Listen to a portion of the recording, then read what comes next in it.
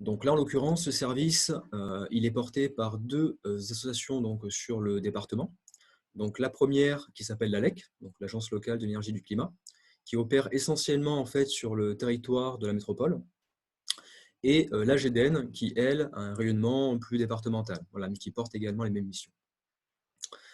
Donc, comme je vous le disais, donc, à la fois conseil sur la partie technique, donc analyse de devis par exemple, choix et orientation des travaux prioritaires à faire sur votre logement, et derrière donc tout ce qui est relatif aux aides financières, donc définition, mobilisation, accompagnement. C'est vraiment les principales missions en tout cas de l'espace Info Énergie. Alors concrètement, de quoi on va parler? Donc évidemment, on va faire une petite introduction pour déjà vous présenter un petit peu ce que c'est que le photovoltaïque. Parce qu'on parle de panneaux solaires, mais il peut y avoir plusieurs choses derrière. Dans une première partie, on va surtout analyser en fait la base du projet. Donc concrètement, quels sont mes besoins? Est-ce que les panneaux solaires peuvent y répondre? Et derrière, voir quels sont les facteurs clés d'une installation, orientation, inclinaison, etc., etc.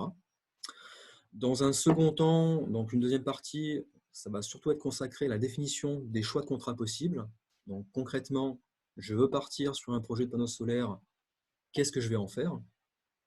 Qu'est-ce que je vais faire de l'électricité que je vais pouvoir produire? Donc là, ça va être la présentation des trois contrats types possibles, les coûts à prendre en compte. Donc là, on va voir un petit peu concrètement combien ça coûte, comment, pourquoi, etc., etc. Et derrière aussi une présentation donc, des outils de prédimensionnement qui existent à l'heure actuelle, donc qui sont disponibles gratuitement sur Internet, qui pourront justement vous aider à définir finalement le choix de contrat qui vous convient le plus par rapport à votre besoin. Enfin, dans une dernière partie, on va un petit peu faire un focus sur l'un des contrats, qui du coup est l'autoconsommation avec vente de surplus, où là, on va essayer de détailler un petit peu plus ce que nous,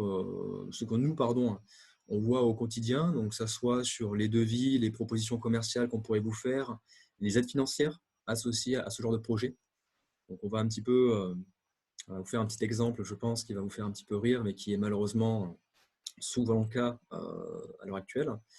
Et enfin, un petit parallèle sur le stockage, sur la thématique du stockage, donc à la fois physique et à la fois sur la batterie virtuelle, voilà, qui est un petit peu une mode qui commence à s'accélérer depuis quelques temps.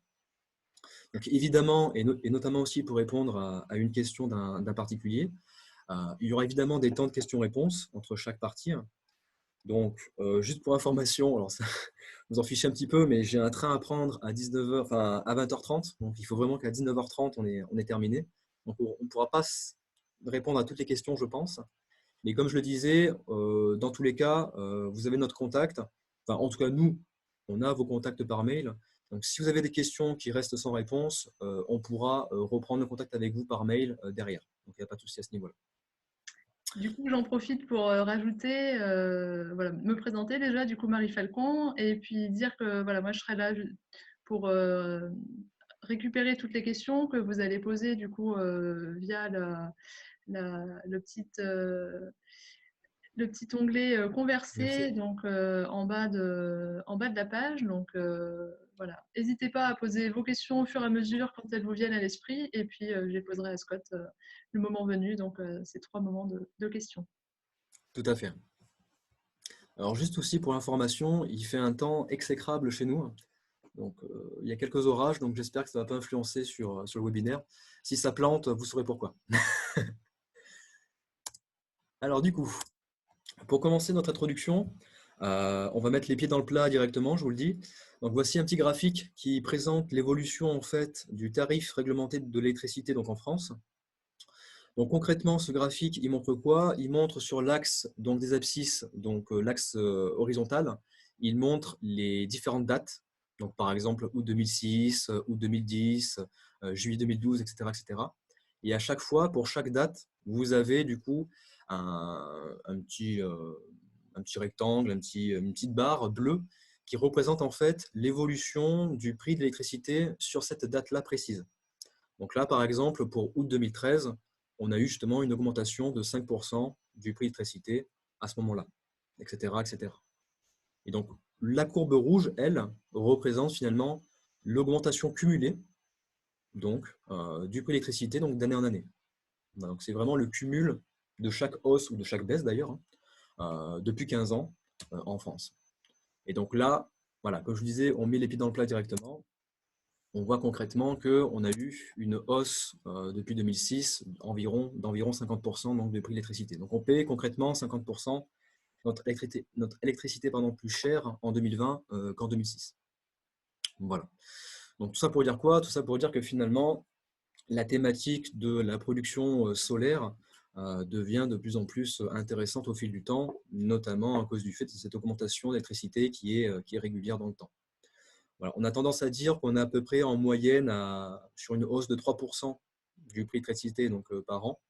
Bon, là, vous voyez que c'est quand même un petit peu plus anarchique, j'ai envie de dire, que ça. On a parfois des hausses, des baisses et parfois des hausses très importantes d'un coup. Typiquement pour juin 2019, on a eu quand même une hausse de 7,7%, ce qui n'est pas rien. Donc voilà. Au-delà de ce constat, donc, quand je vous disais projet solaire, en soi, projet solaire, ça ne veut pas dire grand-chose parce que ça peut refléter plusieurs projets. Donc, au niveau du solaire, on a deux typologies de projets qui peuvent rentrer en ligne de compte. Donc, on a le solaire photovoltaïque, où là, en effet, on va s'intéresser à la production d'électricité via nos panneaux. Et on a de l'autre côté le solaire thermique, qui lui vise essentiellement à chauffer de l'eau chaude sanitaire. Donc, essentiellement, ça peut être pour autre chose. Donc, on ne va pas forcément s'intéresser au solaire thermique là de suite, mais j'en profite quand même pour vous parler d'une aide financière qui a été lancée par la métropole en juillet dernier, qui s'appelle l'aide Zero Fuel, qui permet justement dans ce cadre-là, dans le cadre de remplacement de chaudière fuel par l'installation d'une chaudière gaz à très haute performance énergétique couplée à l'installation d'un chauffe-eau solaire, de bénéficier justement d'aides spécifiques de la métropole. Alors, je ne vais pas m'étaler là-dessus, ce n'est pas l'objectif du webinaire, mais voilà, vous pouvez retrouver très facilement les informations sur le site de la métropole si cela vous intéresse. Donc nous, concrètement, on va vraiment se focaliser sur le solaire photovoltaïque, très clairement. Et donc là, rebelote, la métropole a également financé, on va dire, un projet qui s'appelle Métro Soleil, un projet qu'on pourra parler plus tard dans le webinaire parce que ce sera justement l'un des outils de prédimensionnement que je parlais dans l'introduction. Voilà, donc maintenant qu'on va discuter du solaire photovoltaïque, concrètement, si on devait schématiser cela, à quoi ça ressemble, quels sont les organes principaux, j'ai envie de dire, d'une installation. Donc là, sur ce schéma, on va justement voir un petit peu tout ça. Et donc, dans un premier temps, évidemment, les panneaux. C'est bête, mais voilà. Donc les panneaux qui peuvent être sous différentes formes. Donc à la fois des panneaux monocristallins et des panneaux polycristallins. Donc c'est vraiment la composition des panneaux. Donc le monocristallin, c'est ce que vous avez finalement sur la gauche. Donc c'est le panneau qui a la couleur la plus uniforme. Et le polycristallin qui lui est composé de différents composants de silicium qui ne proviennent pas de la même source. Donc c'est pour ça que vous avez un panneau qui a plus de relief et qui a plus en fait de variance de couleur, j'ai envie de dire. Alors là, quand même, à l'heure actuelle, sur les projets solaires photovoltaïques, on est essentiellement quand même sur du monocristallin, tout simplement parce qu'en termes de rendement, ce sont les panneaux les plus efficaces que l'on a à l'heure actuelle. Voilà, donc vous verrez très souvent du monocristallin, un petit peu moins du polycristallin. Et donc là, concrètement, les panneaux, pour exprimer leur puissance, on utilise une notion qui s'appelle le kilowatt-crête. Et donc, retenez bien ça, parce qu'on va en parler tout le long du webinaire. Donc, le kilowatt-crête, c'est vraiment la puissance qui est donnée pour une installation solaire. Voilà. Concrètement, ça peut être le nombre de panneaux que vous mettez sur votre toiture. Et donc là, juste à titre informatif, je vous ai donné deux éléments génériques pour un panneau. Donc, un panneau standard à l'heure actuelle, on est à peu près sur 300 watts crête de production et pour environ 1,7 m² de dimension. Voilà. On pourra en reparler encore une fois pour les installations sous les différents contrats. Voilà. Qu'est-ce que ça impose comme surface 1 m² de toiture, etc., etc. Donc ça, c'est le premier élément. Et donc, c'est la puissance en nominale, enfin la puissance maximale que peut produire le panneau. Exactement. Merci Marie. Le second point, donc le second organe, j'ai envie de dire, donc de l'installation, c'est l'onduleur. Et j'ai presque envie de vous dire que c'est la chose la plus importante parce que c'est finalement l'élément qui permet de transformer le courant continu qui va être produit par vos panneaux photovoltaïques en courant alternatif. Donc, je le rappelle, hein, le courant alternatif, c'est le courant qui est utilisé pour alimenter donc l'ensemble de nos appareils électriques donc, chez nous. Donc, c'est un élément qui est central et qui permet également de mettre hors tension donc l'installation si jamais il devait y avoir des interventions quelconques sur ces panneaux, que ce soit de la maintenance, que ce soit l'intervention de divers organismes, les pompiers ou que sais-je. Voilà, donc c'est vraiment les deux fonctions principales de l'onduleur. Et donc on verra que selon les différents contrats et selon la localisation de vos panneaux, on aura aussi plusieurs, on va dire, possibilités au niveau de l'onduleur. Enfin, excusez-moi, le dernier organe, j'ai envie de dire, d'une installation, ça va être le compteur. Donc là, à l'heure actuelle, on parle beaucoup du Linky voilà, pour diverses raisons. Le Linky, à l'heure actuelle, mine de rien, il permet d'éviter l'installation d'un second compteur qui va surtout servir du coup à la production donc, de vos panneaux. Le Linky, lui, peut faire les deux. Donc, il peut faire à la fois le compteur de consommation donc, classique que vous avez à l'heure actuelle et le compteur donc, de production de vos panneaux donc, solaires que vous pourriez installer sur votre toiture. Voilà, donc là, le compteur, qu'il soit en production, qu'il soit en consommation, lui, il va indiquer des kilowattheures. Voilà, les kilowattheures, c'est vraiment l'énergie que vous consommez. Là, directement, par exemple, sur votre facture d'électricité, que ce soit chez EDF ou autre, vous avez les kilowattheures qui sont exprimés sur votre facture. Ça, c'est vraiment ça qu'il faut retenir. Donc voilà pour ces petits éléments d'introduction. Donc on va rentrer dans la partie 1. Alors pourquoi entreprendre ce genre de projet? Alors ça peut paraître une question un peu bête, voilà, un peu bête, oui. Et finalement, elle est extrêmement importante parce que derrière, on va voir que finalement, le projet solaire peut ne pas être le projet primordial et il peut y avoir plusieurs autres projets qui peuvent répondre à votre besoin. Donc là, voilà, typiquement, si vous voulez entreprendre un projet solaire, ça peut être pour diverses raisons, pour des raisons d'économie, des raisons de protection de l'environnement, d'autonomie, euh, pour développer tout simplement les énergies renouvelables au niveau national, etc., etc., etc. Et donc là, comme je vous disais, selon votre besoin initial, bah, le projet solaire, il peut être tout simplement mis en concurrence avec d'autres projets. Donc là, je vous ai mis 2 autres projets potentiels, mais il peut y en avoir plein d'autres, hein. Donc là, par exemple, l'isolation thermique, qui répond, par exemple, aux besoins d'économie d'énergie dans le logement, qui répond également à la protection de l'environnement, qui dit moins de consommation d'énergie, bah, dit forcément protection de l'environnement, ça va forcément de pair, hein. Également le mode de vie. Là, c'est souvent un exemple que je prends que je trouve assez drôle, mais qui reflète un petit peu la réalité. Si vous avez vraiment pour objectif de protéger l'environnement, votre mode de vie a beaucoup plus de conséquences sur celui-ci que l'installation de panneaux solaires sur votre toiture, hein, très clairement. Il vaut mieux réduire sa consommation d'énergie que de produire de l'énergie si vous voulez protéger l'environnement. Voilà. C'est un exemple parmi tant d'autres. Voilà. Donc là, l'idée, finalement, c'est quoi? C'est de se dire que là, il y a plusieurs projets qui peuvent répondre à mon besoin. Est-ce que le projet solaire rentre dans cela? Est-ce qu'il est prioritaire? Est-ce que finalement, je peux tout faire en même temps aussi, hein, ce qui est possible? Et donc là, voilà, il y a un arbitrage à faire. Et donc cet arbitrage, nous, comme je vous disais, donc que ce soit l'ALEC ou la GEDEN, on peut vous aider justement à faire cet arbitrage-là, de vous dire est-ce que pour votre projet à vous et selon votre besoin, est-ce que c'est pertinent ou pas? Voilà. Donc là, comme je vous disais, ça peut être une question bête, mais il y a quand même beaucoup, je pense, de personnes qui se lancent là-dedans pour des raisons qui ne sont pas forcément, je dirais, valables, mais parce que c'est aussi un phénomène de mode, hein, le solaire photovoltaïque. Donc, c'est pour ça qu'il faut quand même vous poser les bonnes questions avant de vous lancer quand même là-dedans.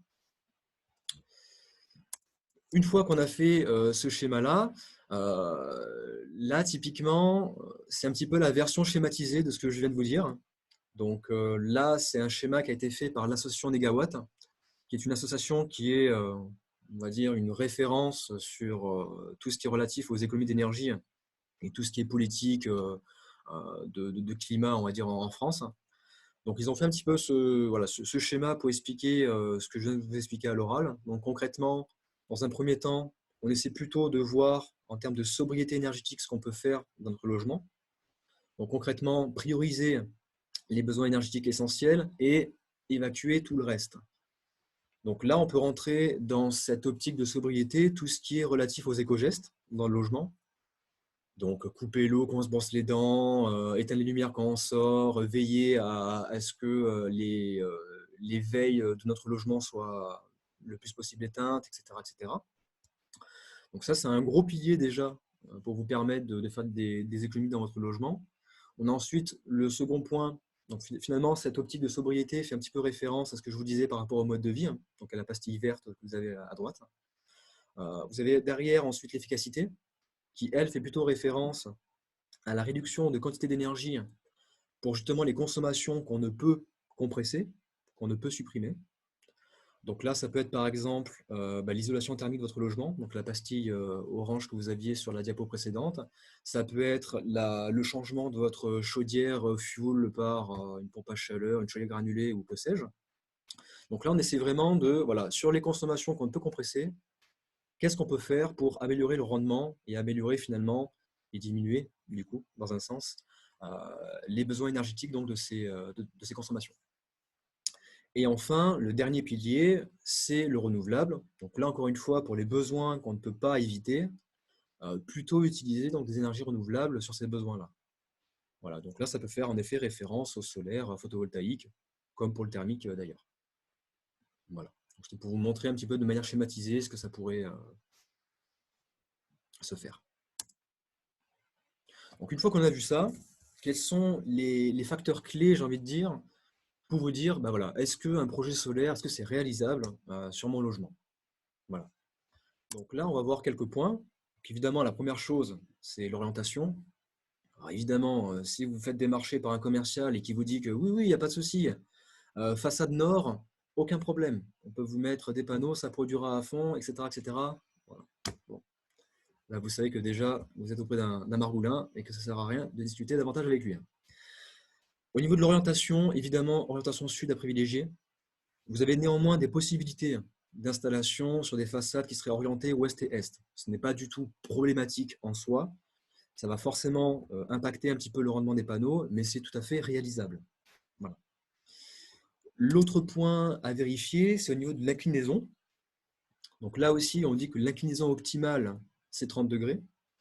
Donc quand je dis optimale, c'est vraiment sur l'ensemble de l'année. En moyenne, voilà, l'inclinaison de 30 degrés est optimale à ce niveau-là. Là aussi, comme pour l'orientation, vous avez quand même une marge de manœuvre qui est permise et qui est quand même assez conséquente. Donc on a très bien des projets qui se mettent en place avec des inclinaisons de 40, 50, 60 degrés. Donc en soi, ce n'est pas rédhibitoire. D'accord. Il y a parfois même des projets qui s'orientent plutôt vers des inclinaisons de 50, 60 degrés pour justement avoir le plus possible de production dans la période de chauffe. Voilà, parce que là, pour rappel, hein, la course du soleil et l'inclinaison des rayons du soleil est forcément différente selon les saisons. Et donc là, derrière, si on veut maximiser, par exemple, la production en hiver, eh ben, l'inclinaison de 30 degrés, ce n'est pas forcément l'inclinaison optimale. Voilà.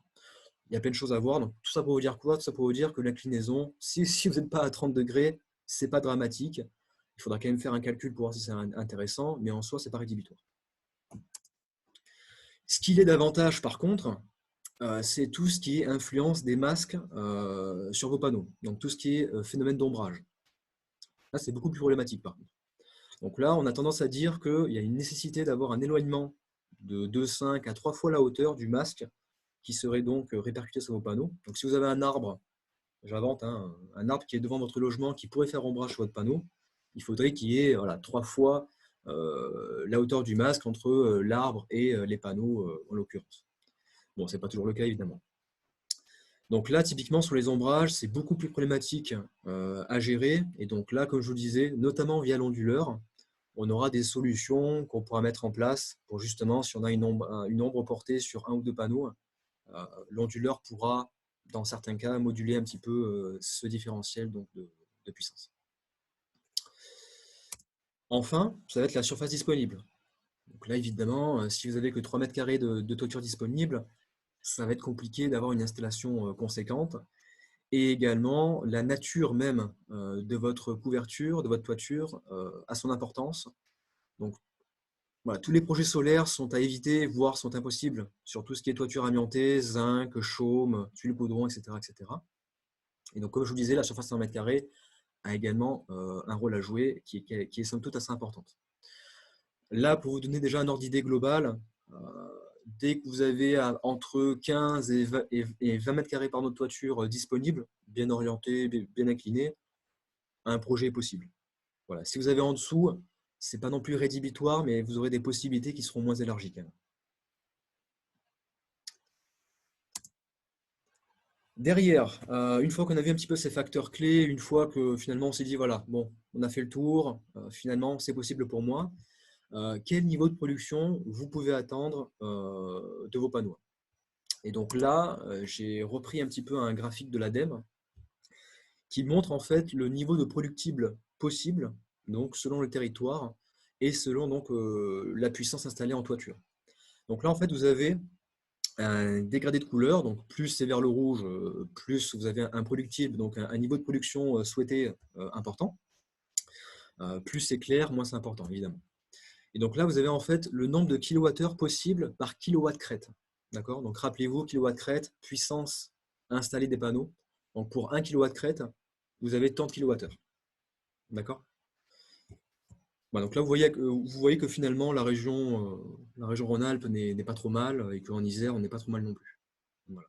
En règle générale, on dit qu'on est à peu près à 1100, voilà, 1100 kWh par kilowatt crête par an pour une installation voilà, dans notre département. Alors, du coup, est-ce que vous avez des questions déjà par rapport à tout ça? J'ai vu qu'il y avait l'onglet converser qui avait clignoté plusieurs fois. Il y avait surtout une question sur pourra-t-on aborder le stockage sur eau chaude sanitaire? Mais bon, ça viendra un peu plus tard dans la présentation. Oui, Euh, alors c'est vrai qu'à ce niveau-là, comme je vous disais, c'est pas forcément la thématique que l'on va aborder de manière principale. Si j'avais le temps de rester avec vous jusqu'à 8h30, etc., ça ne m'aurait pas dérangé. Là, vu que j'ai mon train, ça va être un petit peu plus compliqué. Par contre, on pourra en discuter. Hugo, on pourra en discuter par mail, par contre. Il n'y a pas de souci. Alors, faut-il prévoir de nettoyer les panneaux régulièrement? Alors oui, en termes d'entretien, ça fait partie en effet de l'entretien qu'il faut faire. Alors normalement, c'est quelque chose que vous faites une fois tous les 2-3 ans. C'est vraiment quand le panneau il est très sale, ou alors si jamais vous avez par exemple un arbre qui serait relativement proche, quand même de vérifier s'il n'y a pas des feuilles mortes dessus ou des branchages ou ce genre de choses. Mais en effet, il faut bien nettoyer vos panneaux solaires. Juste de l'eau suffit, hein. Il n'y a pas besoin d'employer d'autres produits spécifiques. Mais en effet, il faut le faire. Donc, comme je vous disais, normalement, c'est tous les 2-3 ans, mais ça va complètement dépendre en fait de votre situation. Si par exemple vous avez beaucoup de pollen autour de vous, par exemple, là typiquement, je pense que toutes les saisons, il faudra jeter un petit coup d'œil pour voir si en effet il faut donner un coup d'eau voilà, sur les panneaux une fois par an, par exemple. Voilà, ça peut être nécessaire. Normalement, s'il pleut et qu'il neige assez régulièrement, ça le fait tout seul aussi. Aussi, voilà. Donc ça dépend vraiment pour le coup de votre situation géographique et de votre environnement proche, pour le coup.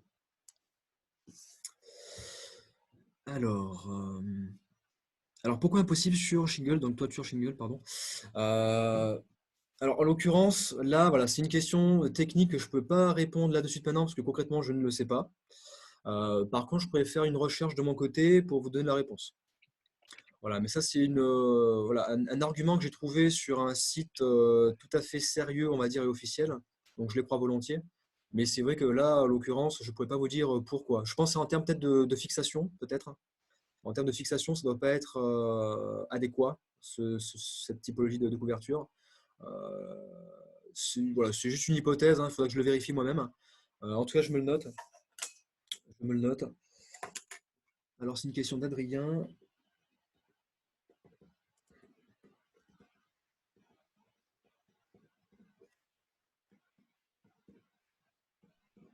Je regarderai de mon côté, Adrien, puis je vous dirai par mail, enfin, je vous apporterai une réponse plus détaillée, plus complète de pourquoi c'est impossible. Mais je pense qu'en effet, c'est une problématique de fixation, hein, je pense. Alors, quelles sont les entreprises qui peuvent nettoyer les panneaux sur Grenoble? Alors, en toute franchise, il n'y a pas nécessité forcément d'avoir une entreprise. Alors, en soi, évidemment, si vous avez une toiture à pans, enfin, 2 pans, 3 pans, qu'importe, là, en effet,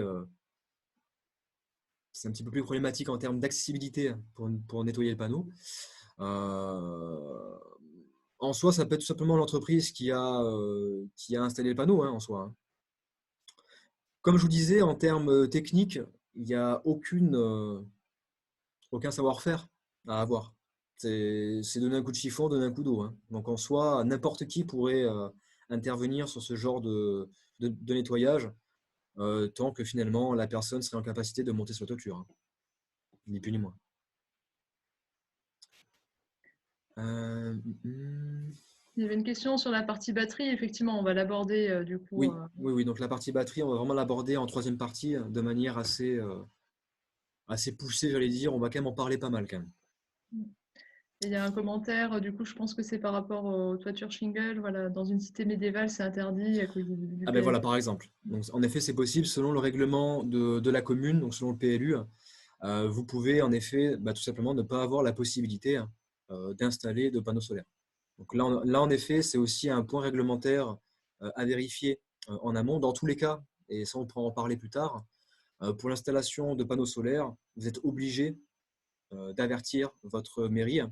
Et donc à ce moment-là, c'est justement à ce moment-là que vous verrez si le PLU vous permet ou non d'installer donc ce genre de projet. Voilà, il y a du coup une autre personne qui aimerait aussi aborder effectivement l'utilisation de l'électricité pour chauffer une réserve d'eau. Alors voilà, c'est une solution un petit peu mixte entre solaire photovoltaïque et solaire thermique. Enfin, en tout cas, on peut la comparer à du solaire thermique. Donc voilà, on verra si on a le temps d'aborder ce sujet à la fin de la présentation. C'est ça. Donc il y a eu pas mal d'ailleurs d'évolutions hein, sur ces systèmes-là. Il y a beaucoup de communication qui est faite aussi sur ces systèmes-là à l'heure actuelle. Donc ça ne m'étonne pas que vous ayez des questions là-dessus, hein. On pourra en parler si on a le temps en effet plus tard. Mais en effet, tout ce qui est en fait projet technique un petit peu hybride, un petit peu mixte, en règle générale, je ne conseille pas forcément. Alors c'est mon avis personnel hein, pour le coup, parce qu'on est souvent sur un système qui n'est pas optimal à la fois, imaginons, sur la partie électricité et pas optimal non plus sur la partie thermique. Voilà, on pourra en parler plus tard si on a le temps. Donc en effet, il ne faut pas non plus contraindre trop.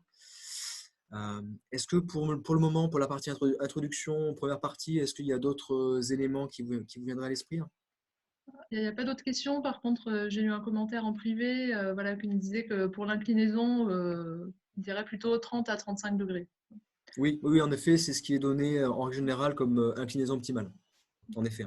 Et comme je vous disais, selon les projets, notamment, on pourra le voir plus tard encore une fois, mais en autoconsommation totale, je sais que la plupart des ménages orientent différemment pour justement avoir le plus possible de rendement en période de chauffe. Là où normalement vous êtes censé avoir enfin, c'est la période où vous êtes censé consommer le plus d'énergie, normalement. C'est bon pour Très les bien, questions. On peut passer à la deuxième parfait. partie. Ça marche. Eh bien, écoutez, j'embraye. Alors du coup, comme je vous disais, maintenant on va voir donc, les contrats possibles donc, pour l'installation de panneaux solaires sur votre toiture. Donc concrètement, on a vu que finalement le projet pourrait être mis en place, mais concrètement, qu'est-ce que je fais de mes panneaux? Voilà. Donc là, vous avez 3 contrats possibles.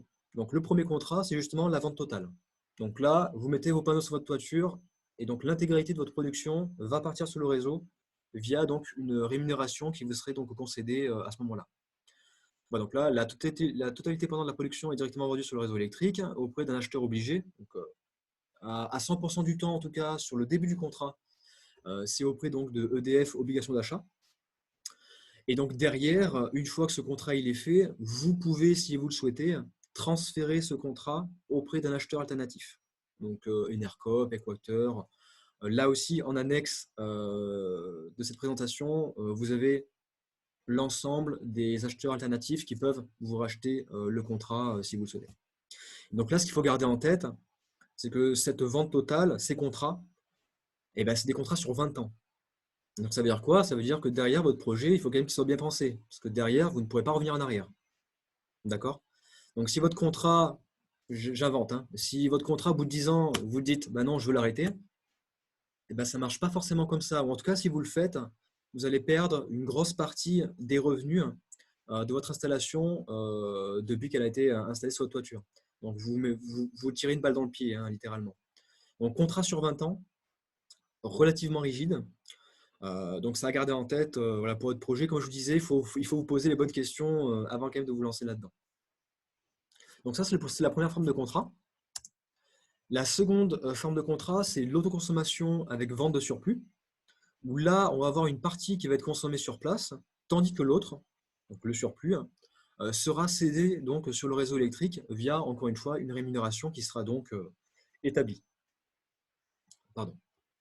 C'est sur ce contrat où on a la possibilité de mobiliser une aide financière nationale. Donc là aussi, on fera le lien avec la partie 3. Donc là, typiquement, sur un projet comme celui-ci, on a vraiment un objectif de maximisation de l'énergie consommée sur place. Voilà. Donc là, vos panneaux, si vous les mettez sur votre toiture, c'est pour consommer l'énergie qui est donc produite par vos panneaux. Donc là, ça veut dire quoi? Ça veut dire qu'il faut un dimensionnement adéquat. D'accord? Et donc derrière, ça peut aussi nécessiter des changements d'habitude de consommation. Voilà, pour justement ajuster la partie production et la partie consommation.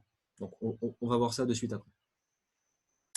Et enfin, dernier contrat, donc je vous en ai parlé très rapidement là maintenant, c'est l'autoconsommation totale.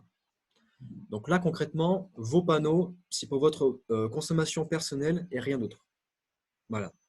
Vous pouvez avoir un très très très léger surplus qui est peut-être cédé au réseau ou via vos voisins, parce que l'électron va à la consommation la plus proche, hein. Donc voilà, là c'est vraiment un projet qui est faible en puissance installée, pour que justement vous ayez en tout temps de production la consommation derrière qui prenne le relais sur votre production. Voilà. Donc là, il y a vraiment encore plus que pour la vente de surplus, un dimensionnement qui doit être voilà, très, très carré. On peut aussi avoir des projets d'autoconsommation totale sur des sites isolés. Voilà. Donc si vous n'avez pas de réseau électrique en haute montagne, par exemple, il y a pas mal de refuges qui sont justement sur un principe comme celui-ci, qui est parfois relayé, voire quasiment tout le temps d'ailleurs, par un parc justement de batteries physiques voilà, pour alimenter le refuge en tout temps, par exemple. Voilà, donc là, on va faire un petit focus rapide sur l'autoconsommation avec vente de surplus et l'autoconsommation totale, pardon. Donc, comme je vous disais, objectif de maximisation de l'énergie consommée sur place et changement des habitudes de consommation. Alors, pourquoi? Pourquoi? Alors, pour vous expliquer cela, je vous ai fait enfin, je vous ai fait, non, j'ai pris un graphique existant. Alors, ce graphique, qu'est-ce qu'il montre? Donc, vous avez en abscisse, donc ligne horizontale, donc les différents moments de la journée. Donc nuit, matin, midi, après-midi, soir. Et sur la partie donc verticale, la puissance qui est appelée donc sur votre projet solaire. Donc là, on voit quoi sur le graphique? Je vais prendre la petite annotation. Hop. Voilà, donc là, alors je pense que vous voyez du coup le curseur, hein. Là, vous avez du coup ce qu'on appelle la courbe de charge. Donc la courbe de charge, c'est quoi? C'est tout simplement en fait votre consommation électrique, imaginons sur une journée. Voilà, donc c'est ce qu'on appelle la courbe de charge, ça. Et donc ici, vous avez la courbe de production de vos panneaux photovoltaïques. Et donc là, déjà, vous voyez un élément qui est censé vous sauter aux yeux. Évidemment, la phase de production de vos panneaux n'est pas forcément en concordance avec pardon, votre consommation d'énergie à vous dans votre logement. Voilà, ce qui est logique, hein. Sur la partie de consommation, donc midi, fin de matinée, midi et début d'après-midi, vous n'êtes souvent pas là chez vous, vous êtes par exemple au travail, et le matin, à contrario, le matin et le soir, vous êtes chez vous à consommer de l'énergie. C'est pour ça que je vous dis qu'il faut quand même bien dimensionner la chose, sinon vous allez avoir une très grosse partie de surplus, donc c'est la surface orangée que vous avez ici, qui va être cédée au réseau. Et donc là, ce n'est pas forcément ce qu'on cherche, parce qu'on va le voir de suite après, mais le surplus que vous revendez au réseau, il n'est pas revendu à un prix extrêmement attractif. Vous, votre but, c'est vraiment de minimiser le plus possible ce surplus. Voilà, donc ça, finalement, toutes ces notions, on appelle ça l'autoconsommation. Donc là, l'autoconsommation, ça veut dire quoi? Ça veut dire c'est la production que vous utilisez divisée par la production totale. Donc en gros, c'est votre surface jaune sur la surface totale. Donc en gros, c'est vraiment, comment je pourrais dire ça? C'est la quantité d'énergie que vous consommez de vos panneaux au total. Donc si vous consommez 10, 20 ou 30% de l'énergie produite par vos panneaux, ben, sur un projet d'autoconsommation avec vente de surplus, c'est peut-être un petit peu dommage. Voilà, on va plutôt viser les 40 ou 50% par exemple. Donc 40% ou 50% d'énergie produite par vos panneaux qui est consommée donc, par vos besoins. Voilà. Donc je ne sais pas si je m'explique bien parce que je jongle un peu avec plusieurs choses, donc vous me dites si c'est pas clair. Voilà, donc là, c'est un exemple, par exemple, de projet standard. Nous, ce qu'on va essayer de faire, enfin vous plutôt, vous allez essayer de faire finalement un projet plutôt comme celui-ci, donc sur le graphique de droite, où vous allez essayer en fait de changer un petit peu vos habitudes de consommation pour avoir plus de consommation justement dans les phases de production de vos panneaux. Voilà. Donc là, vous voyez bien, si on reprend la courbe de charge, vous avez ce petit pic qui a disparu et ce gros pic qui a également disparu, qui ont tout simplement été alloués sur cette période-là. Donc en fait, c'est vraiment un pilotage de consommation que vous faites. Donc ça peut être par exemple brancher la machine à laver à ce moment-là, de brancher également votre chauffe-eau à ce moment-là.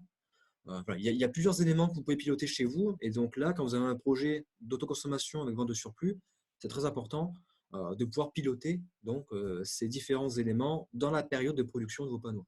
Voilà. Donc encore une fois, voilà, si vous devez retenir finalement une chose de ces webinaires, en tout cas en ce qui concerne l'autoconsommation avec vente de surplus et même l'autoconsommation totale, c'est votre courbe de charge. Retenez une chose, c'est votre courbe de charge qui est extrêmement importante à définir. Donc là aussi, dans les annexes, vous aurez des outils qui vous permettent de calculer votre courbe de charge. Donc je vous incite vraiment à le faire parce que c'est malheureusement un fait à l'heure actuelle. Les artisans proposent de manière un petit peu systématique des projets à 3 kW crête, qu'importe un peu votre courbe de charge. Donc si vous voulez vraiment avoir un projet optimal, calculez votre courbe de charge et regardez ce qui est le plus pertinent pour vous en termes de puissance installée sur votre toiture. D'accord? Courbe de charge, hyper important.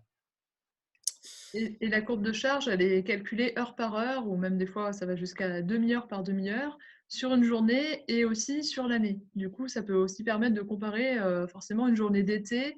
On ne va pas avoir la même production ni la même consommation qu'une journée en plein hiver. Donc, Tout à fait. Et c'est donc vraiment là, important typiquement, d'avoir. je reprends l'exemple du Linky.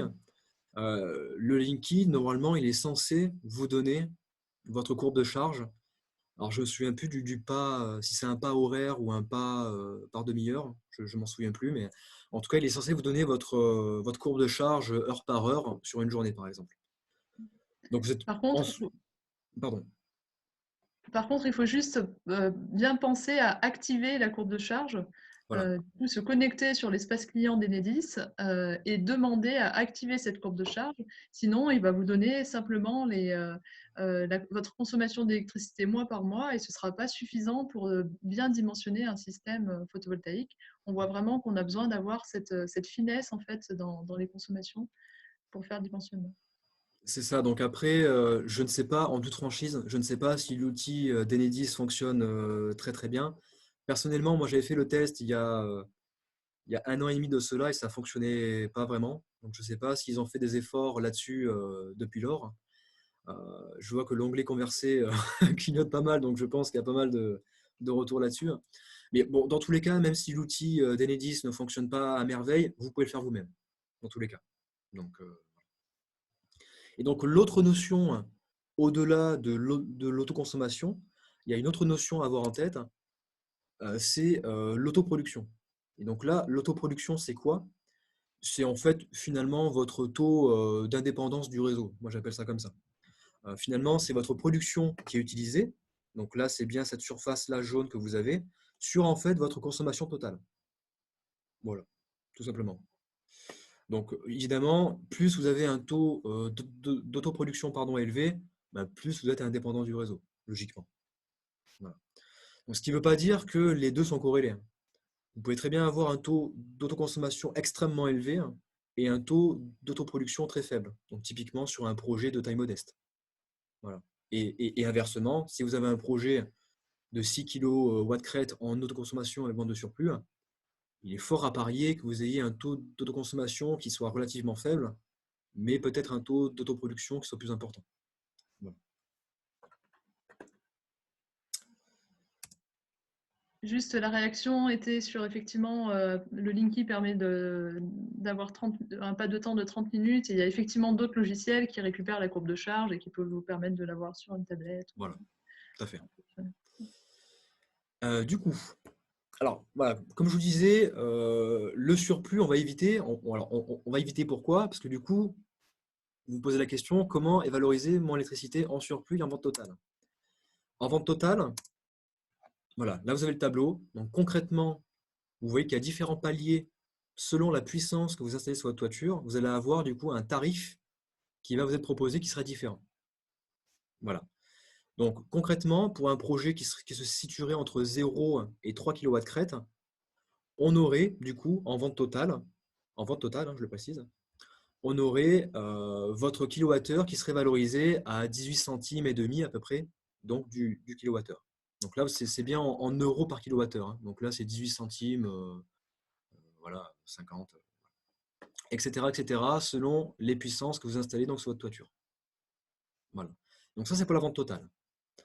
Pour l'autoconsommation avec vente de surplus, vous avez là aussi du coup forcément un tarif dédié donc au surplus. Et donc là, rebelote, selon la puissance que vous installez, vous allez avoir un tarif associé. Donc là, vous voyez que pour chaque kilowattheure en surplus, vous avez 10 centimes qui vous est accordé. Et donc là, normalement, c'est censé vous faire tilt dans votre tête. 10 centimes, c'est moins important que le coût du kilowattheure que moi je paie via mon fournisseur. Normalement, vous êtes censé payer entre 14 et 17 centimes du kilowattheure selon votre fournisseur et selon votre contrat. Donc là, comme je vous disais, il vaut mieux autoconsommer et donc éviter le kilowattheure que vous consommez du réseau via votre fournisseur plutôt que de le vendre. Voilà. Là, à 10 centimes, ce n'est pas forcément ultra intéressant. Ce qui ne veut pas dire pour autant que la vente totale est forcément plus intéressante que l'autoconsommation avec vente de surplus. Ce n'est pas ça que je dis, attention. Hein. Simplement, il faut l'avoir en tête que pour l'autoconsommation avec vente de surplus, on ne veut pas maximiser le surplus. Voilà, pour cette raison-là, justement. Et donc, comme je vous le disais, voilà, ce n'est pas parce que le tarif de vente est moins intéressant que l'autoconsommation en mode de surplus est moins intéressante, parce qu'on a justement une aide financière qui est présente sur ce contrat-là, alors qu'elle n'existe pas sur la vente totale, par exemple. C'est juste un élément, ce n'est pas le seul. Hein. Derrière, une fois qu'on a vu un petit peu l'ensemble des contrats, qu'on a vu ce qui nous intéressait, vous vous posez forcément la question de combien ça va me coûter tout ça. Vous êtes bien gentil, M. Zimmerman, mais combien ça coûte? Donc là, concrètement, j'ai essayé de vous faire un petit peu un récap des coûts associés donc selon les contrats. Donc vous aurez des coûts qui seront similaires pour les 3 contrats et vous aurez des coûts qui seront dissociés donc selon ces contrats. Voilà, donc là, le premier coût, excusez-moi, c'est tout simplement le coût de l'installation. Donc fourniture et pose des panneaux donc sur votre toiture. Donc ça, évidemment, indépendamment du contrat, c'est le même prix pour tout le monde. Et donc dans ce cadre-là, excusez-moi, on est à peu près donc entre 2500 et 3000 euros par kilowatt crête installée. Voilà. Et donc 2,5 ou 3 euros par watt crête installé. Donc watt crête, kilowatt crête, dans votre tête, vous pouvez vous dire gramme, kilogramme. C'est pareil. Hein.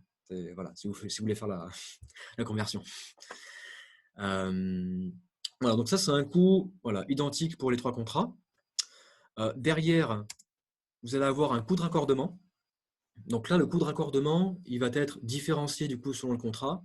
Donc on est en règle générale entre 600 et 1500 euros pour la vente totale.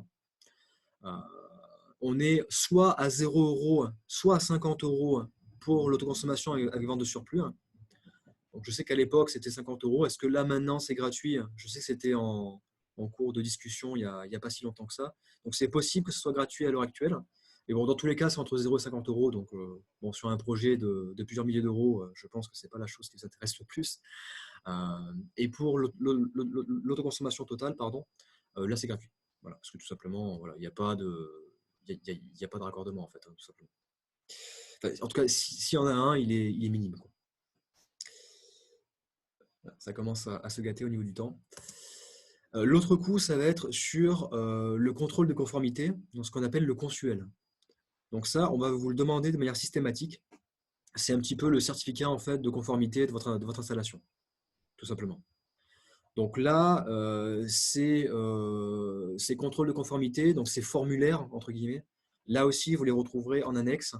Voilà, selon votre typologie de contrat, vous avez du coup voilà, plusieurs consuels qui sont disponibles. Donc là, on est à peu près aux alentours des 160, 180 euros. Alors, c'est un petit peu une fourchette parce que j'ai eu plusieurs retours d'expérience voilà, qui m'ont tout simplement expliqué que parfois c'était un petit peu plus, parfois un petit peu moins. Donc, c'est une fourchette. Voilà, gardez en tête que c'est grosso modo 200 euros hein, au niveau du consuel. Voilà, donc ça, c'est vraiment obligatoire hein, pour le coup. L'autre coût, ça va être au niveau de ce qu'on appelle le TURP. Donc, le TURP, c'est le tarif d'utilisation du réseau électrique français, tout simplement. Donc, moi, c'est ce que j'appelle le péage. C'est le péage. Donc là, concrètement, votre péage va coûter un petit peu plus cher. Donc là, en l'occurrence, vous allez avoir une augmentation donc, de la TURP de 30 à 40 euros hors taxe par an au niveau de la vente totale et de à peu près d'une dizaine d'euros pour l'autoconsommation et vente de surplus. Voilà. Donc ça, dans tous les cas, le TURP, hein, vous le payez déjà hein, sur votre facture d'électricité. Hein. Donc en regardant votre facture, vous aurez l'information de combien de TURP vous payez voilà, par kilowattheure. Voilà.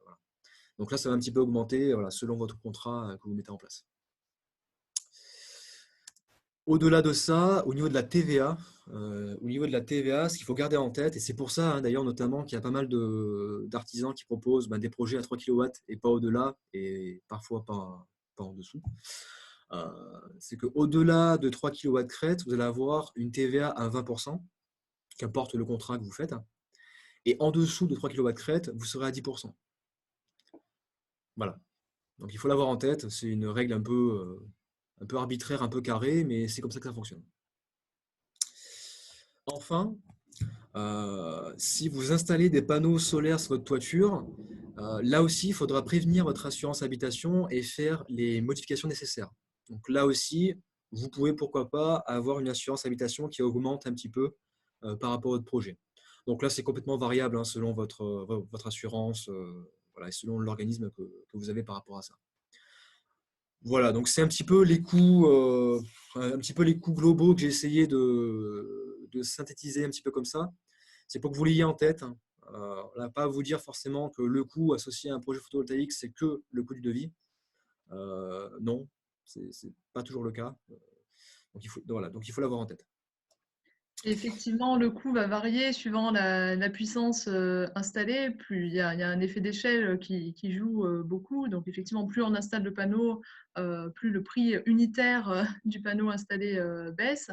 Mais c'est quand même bien d'avoir ces ordres de grandeur en tête parce qu'on voit encore passer des devis avec des installations photovoltaïques à plus de 10 000 euros, voire 15 000, 20 000 euros avec des fois d'autres éléments qui sont ajoutés, mais voilà, c'est pour dire que quand même le prix des panneaux a bien baissé. Donc c'est bien d'avoir quand même ces ordres de grandeur en tête, même si effectivement ils doivent être affinés en fonction de la taille de l'installation. Voilà, donc voilà, juste, encore une fois, c'est juste poser des ordres de grandeur. Dans tous les cas, si jamais, encore une fois, hein, je vous le répète, hein, mais si vous avez un doute par rapport à vos devis solaires ou autres, encore une fois, n'hésitez pas à nous envoyer par mail. Hein. Nous, on est là pour ça, donc il ne faut pas hésiter. Hein. Une fois qu'on a vu ça, là aussi c'est une question qu'on nous pose souvent hein, sur des projets solaires. Alors concrètement, ma facture va baisser de combien? Donc là, je vous ai mis, alors je vous ai fait un petit graphique sur ça, parce que concrètement, là non plus, c'est pas forcément très intuitif. Donc là, c'est la structure en fait du coût de l'électricité en France. Donc c'est différentes composantes. Donc vous avez 36% du prix des legs où c'est que des taxes. Vous avez 28% où c'est justement la TURP dont on parlait tout à l'heure, donc le péage, voilà, donc l'utilisation du réseau, et 36% qui concerne donc la fourniture. Donc la fourniture, le coût de production, hein, tout simplement, de l'électricité. Et donc là, il faut faire attention à ça, parce que du coup, quand on vous dit oui, oui, installez des panneaux solaires, votre facture va baisser de 4, enfin, va diminuer par un facteur 4, non, ça ne marche pas comme ça. Ça marche pas comme ça. Donc là, l'essentiel des économies que vous allez faire vont être sur la partie fourniture. Voilà. Parce que là, le coût de production, ben, c'est votre production à vous. Donc forcément, voilà, ça ne compte pas. Par contre, sur votre facture, vous aurez toujours de la TURP à payer et vous aurez toujours des taxes à payer. Voilà. Donc c'est pour ça qu'il faut bien avoir en tête ça aussi, parce que sur votre facture d'électricité, il y a ces éléments-là, et il ne faut pas vous dire que forcément, vous allez diminuer par 2 ou par 3 votre facture. Ça ne marche pas comme ça, très clairement. Euh, donc c'est à étudier au cas par cas, et c'est complètement différent d'un ménage à l'autre, hein. Voilà. Donc tout ça pour vous dire quoi? C'est que parfois, notamment dans les foires et les salons, on vous fait miroiter des choses invraisemblables qui peuvent être séduisantes parce qu'ils ont un argument voilà, qui est béton de leur côté, hein. Donc vous ne savez pas trop finalement si c'est véridique ou pas, et donc parfois vous signez sans trop réfléchir. Ne le faites surtout pas. Je le dis, je le répète pour tous les projets d'ailleurs, que ce soit solaire ou autre, ne signez rien sur les foires et salons. Rien. Ne signez rien du tout. Vous n'avez pas de droit de rétractation sur les foires et salons. Donc dès que c'est signé, c'est signé. D'accord? Donc ne faites pas ça. Ne faites pas ça. Voilà pour ça. Derrière, du coup, je vais enlever ça parce que j'y vois rien. Alors, au niveau du coup des outils, donc, comme je vous disais, donc, une fois qu'on a vu les besoins et les attentes, on est bon. Qu'on a vu la compréhension des facteurs clés, on est bon, et qu'on a vu les contrats. Derrière, quels outils peuvent m'aider donc dans le choix de mon contrat et dans le choix du dimensionnement finalement de mon installation. Donc là, vous en avez pléthore, hein. Vous en avez pléthore. Donc, on va juste en voir un ou deux rapidement. Donc là, je vous ai présenté 1, 2, 3, 4, 5, voilà, 6 outils donc de prédimensionnement donc de votre projet. Donc des outils Internet gratuits qui vous permettent, en rentrant la localisation de votre projet, en rentrant par exemple la puissance que vous souhaitez installer, ça vous donne derrière votre productible à l'année, ça vous donne des éléments sur parfois les ombrages que vous pouvez avoir sur votre site, etc. etc., etc. Donc là, ces outils, certains sont plus ou moins accessibles que d'autres. Euh, donc là, en l'occurrence, à mon sens, les outils les plus faciles à prendre en main sont l'outil qui s'appelle Évaluer mon devis photovoltaïque. Donc, il y a un outil qui a été élaboré, alors si je ne dis pas de bêtises, Marie, c'est la LEC de Lyon, c'est Espul, non? Oui, c'est SPUL, Ouais, du coup, qui est le c'est Centre de Espul, ressources voilà. Donc, photovoltaïques. Espul qui est une association référente sur le solaire photovoltaïque. On en reparlera à la toute fin du webinaire. Mais typiquement, si vous avez des questions techniques auxquelles on ne peut pas répondre, ça peut être aussi un organisme de ressources auprès duquel vous pouvez passer voilà, pour ce genre de questions. Donc, évaluer mon devis photovoltaïque.info, c'est l'un des outils que je vous recommande voilà, si vous débutez là-dedans. Derrière, vous avez du coup l'outil de la métropole dont je vous parlais en tout début d'introduction. Donc, Métro Soleil, voilà, qui lui sert essentiellement en fait à déterminer le potentiel de votre toiture. Donc en termes de productible, encore une fois, hein, est-ce que votre toiture est bien exposée? Donc en fait, c'est par échelon. Vous avez des surfaces qui sont considérées comme excellentes, d'autres qui sont considérées comme moyennes et d'autres comme inexploitables. Pardon. Donc c'est un outil là aussi qui est assez rapide à en prendre en main et voilà, qui vous permet quand même d'avoir déjà une première idée sur le potentiel de votre toiture. Voilà, et donc derrière, vous avez AutoCalSol, vous avez PGIS, voilà, donc plusieurs outils qui sont un peu plus, on va dire, développés à mon sens, et qui vous permettent d'aller plus loin dans le calcul de votre projet, notamment en intégrant pardon, des courbes de charge, par exemple, ou ce genre de choses. Donc, c'est peut-être des outils plus développés voilà, que vous pouvez solliciter une fois que vous avez déjà pris en main un petit peu tout le reste. Du coup, encore une fois, j'y reviens, mais si jamais, pour des raisons X ou Y, ces outils ne sont pas accessibles pour vous, ou si vous sortent des éléments qui sont incompréhensibles, là aussi, on peut vous aider dans le déchiffrage, on va dire, de ces outils. Donc, encore une fois, voilà, au besoin, n'hésitez pas. Alors, je ne vais pas forcément regarder chaque outil un par un. Je vais d'ailleurs même pas regarder un seul parce que voilà, je pense que vous pouvez le faire vous-même de votre côté assez facilement. Euh, il faut savoir quand même qu'il y a pas mal d'outils qui utilisent la base de données de PGIS. Donc, PGIS, voilà, qui est un petit peu le fer de lance, j'ai envie de dire, des outils de simulation. Donc, il me semble qu'il y a AutoCalso même d'ailleurs qui utilise le système d'information de PGIS. Donc voilà, bref, tout ça pour vous dire, vous avez quand même de quoi faire en termes d'outils de prédimensionnement. Voilà pour ça. Derrière. Alors je m'excuse, hein, je vais un peu vite parce que là je me rends compte que le temps passe. Alors question-réponse. Question-réponse, alors là on y va, on bombarde. Oui, donc vous pouvez aussi contacter effectivement l'espace Info Énergie ou le réseau fer de votre domicile si vous n'êtes pas dans l'Isère, il y en a partout en Oui, France. tout à fait. Euh, Au niveau des questions, il y avait deux questions sur les coûts. Sur quoi porte la TVA pour l'installation? Sur Ah ben la l'ensemble. TVA elle porte sur tout, hein. Elle porte sur tout le devis. Donc comme je vous disais, si vous avez un projet qui dépasse les 3 kW de crête, ben, c'est TVA 20% sur tout. Et si vous avez un projet qui est en dessous de 3 kg, ben, c'est TVA à 10 sur le devis, quoi. Devis total, Donc devis global, matériel et pause. c'est ça. Une autre question, allez-vous évoquer la notion de fiscalité sur les revenus produits par la vente de l'électricité? Alors non, en effet, on n'en parle pas, mais en effet, on peut en parler là maintenant. En l'occurrence, sur la fiscalité, alors il me semble qu'en dessous de 3 kW crête, il n'y a pas nécessité de déclarer les revenus de votre installation photovoltaïque. Donc il n'y a pas d'impôt là-dessus, concrètement. Par contre, dès que vous dépassez les 3 kg, là, rebelote, vous devez normalement avoir un impôt donc, sur ces revenus photovoltaïques dès que vous dépassez donc, ce seuil de 3 kg. Voilà. Et il y avait une autre question, donc au moment où on parlait de la courbe de charge, ne peut-on pas orienter une partie des panneaux à l'est ou à l'ouest en plus du sud pour avoir une production plus plate? Alors, en soi, oui. En théorie, vous pourriez.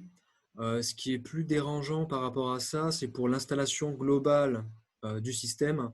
Vous serez obligé normalement d'avoir soit deux onduleurs, soit des micro-onduleurs pour justement gérer. euh, Pardon, j'ai appuyé sur autre chose. Donc, en soi, c'est possible. Simplement, voilà, comme je vous disais sur l'onduleur, donc qui va gérer justement hein, la production photovoltaïque des deux ou trois panneaux qui pourraient être orientés un petit peu partout, hein. C'est là où ça va par contre influencer le projet. Donc derrière, soit vous avez un surcoût sur l'onduleur, donc deux onduleurs qui pourraient être installés, soit vous avez une installation qui pourrait peut-être faire en parallèle, mais j'y crois pas trop. Donc là, ce serait plutôt des micro-onduleurs qui feraient l'estimation et finalement le calcul de la production de chaque panneau par eux-mêmes. Parce que du coup, on ne l'a pas expliqué rapidement, mais l'onduleur, vous avez un onduleur centralisé qui peut être installé pour gérer tous les panneaux. Donc tous les panneaux sont reliés en chaîne et sont donc gérés par l'onduleur. Sauf que dans ce cadre-là, si vous avez des panneaux qui ne sont pas orientés, sont pas orientés ou inclinés dans le même plan, vous aurez des productions différentes et donc derrière, ça va être la production la plus faible qui va être prise en compte. Donc derrière, ça va influencer votre productible en fait sur vos panneaux. Donc c'est vrai qu'à ce niveau-là, comme je vous disais, d'un point de vue théorique, c'est faisable. Mais d'après ce que j'ai pu voir, en tout cas de mon côté, en me renseignant, ce serait plutôt adapté à des projets de micro-onduleurs ou alors avec des onduleurs centralisés, mais avec j'ai oublié le nom, des régulateurs de charge ou des systèmes en tout cas qui permettent d'optimiser la production de chaque panneau. Dans, Donc dans bien tous sûr les quoi. cas, dans tous les cas, effectivement, jouer sur l'inclinaison, où l'orientation, ça peut changer un petit peu le profil de production, mais on va quand même produire plutôt en journée et plutôt l'été Oui, bien sûr. et pas du tout la nuit et du coup beaucoup moins en hiver. Donc voilà, on peut améliorer un petit peu en fonction du profil en fonction de la courbe de charge, mais voilà. Voilà, c'est pour ça que c'est assez difficile, parce qu'en plus de ça, comme je vous disais, de par les contrats qui sont existants à l'heure actuelle, vu que c'est assez rigide, vous ne pouvez pas forcément rajouter des panneaux. Enfin, vous pouvez le faire, hein. Imaginons, vous avez un projet, j'invente, hein. Vous avez un projet de 2 kW crête installé déjà sur votre toiture. Vous avez votre contrat qui est associé, et pour une raison X ou Y, vous voulez augmenter cette puissance-là, vous pouvez le faire. Par contre, ça nécessite de refaire un contrat pour une nouvelle installation et derrière de modifier le contrat existant. Donc, en termes de démarche administrative, c'est pénible. Mais en soi, c'est faisable. Donc, en soi, oui, vous pouvez le faire. Mais je pense qu'il y aura un petit surcoût pour un projet comme celui-ci. Vous n'aurez pas forcément le lissage, on va dire, de production que vous souhaitez. Il n'y aura pas forcément le résultat attendu.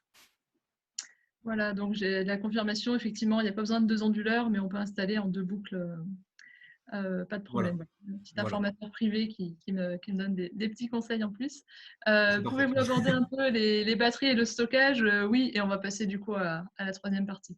Ok, ça marche. Bon, j'ai 25 minutes pour faire la partie 3, ça va. Devrait aller. Du coup, alors, oui, donc devis proposition. Ah oui, voilà. Donc, pour vous expliquer un petit peu ce que l'on a parfois dans les forêts salons, justement, je vous ai pris un petit peu l'exemple que j'appelle du torchon. Donc, c'est un exemple réel, hein, d'une offre commerciale qui a été faite en 2019 à un particulier qui est venu nous voir derrière. Donc, j'espère que vous allez le voir facilement. Donc, le voici. J'espère que vous le voyez bien. Voilà. Donc, c'est le document qu'a utilisé le commercial pour faire l'estimation des aides financières donc, pour un projet photovoltaïque. Donc, on va voir un petit peu ensemble le vrai du faux, hein, tout simplement. On va s'amuser. Donc, déjà, la première chose, c'est au niveau, donc, alors je suis allé trop vite, excusez-moi, au niveau de la prime EDF autoconsommation. Donc là, c'est la seule chose qui est d'ailleurs valable dans ce torchon. Là, en effet, pour le projet de ce monsieur ou de cette madame, je ne m'en souviens plus, il y avait bien cette prime-là qui pouvait être sollicitée.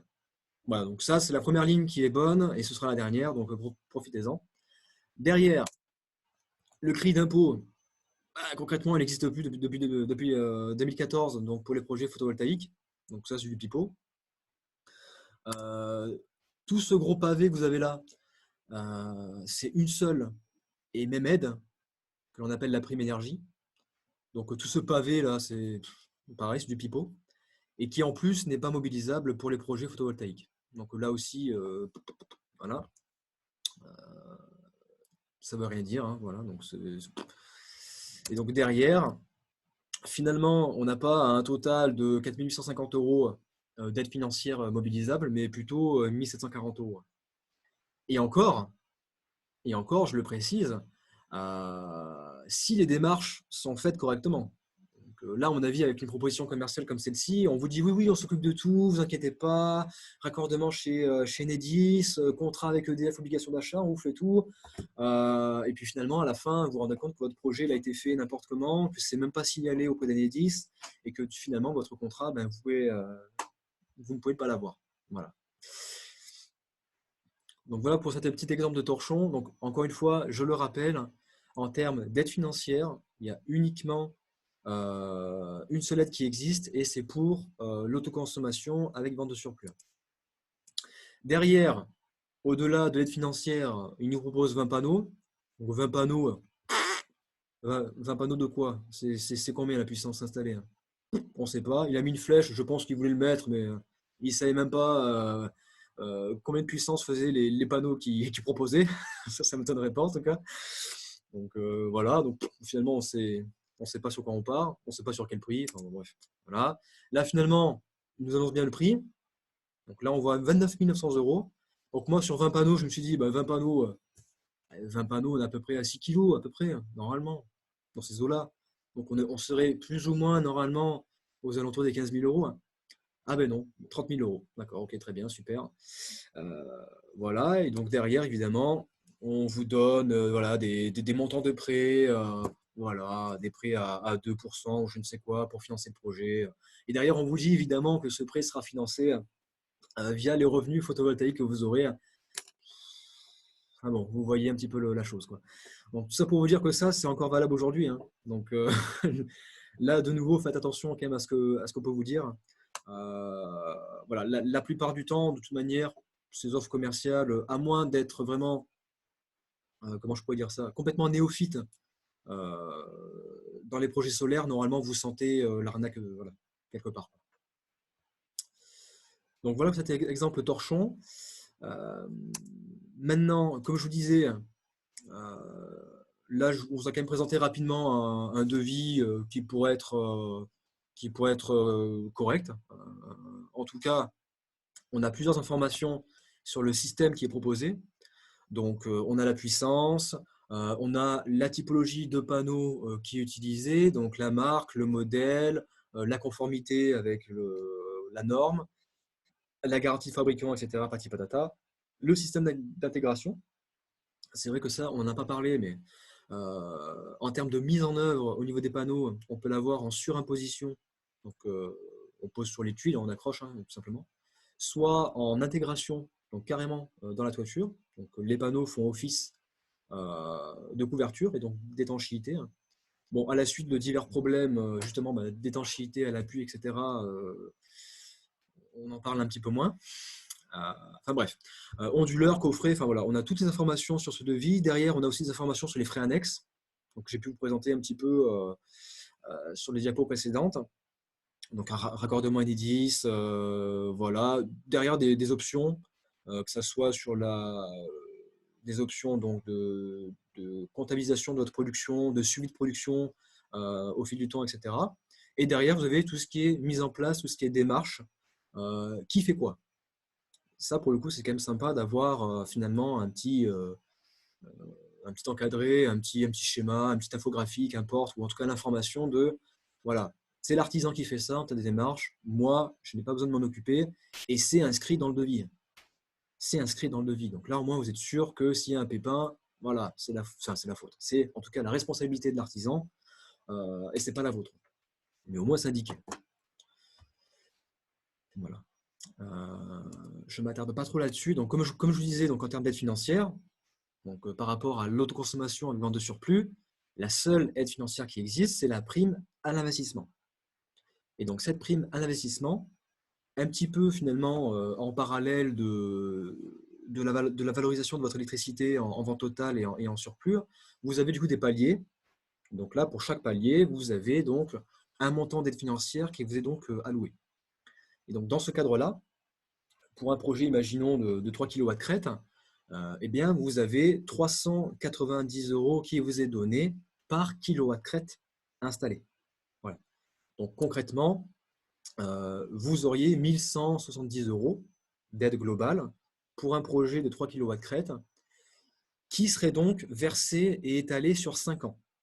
Voilà. Donc chaque année, vous recevrez un cinquième de ce montant d'aide financière globale, et cela pendant 5 ans. Voilà. Donc cette aide-là, c'est bien EDF obligation d'achat qui vous la verse une fois que le raccordement est effectué et que donc le contrat est également signé. Voilà. C'est la seule aide financière qui existe. Voilà, donc là je vous ai mis l'exemple pour 3 kW crête.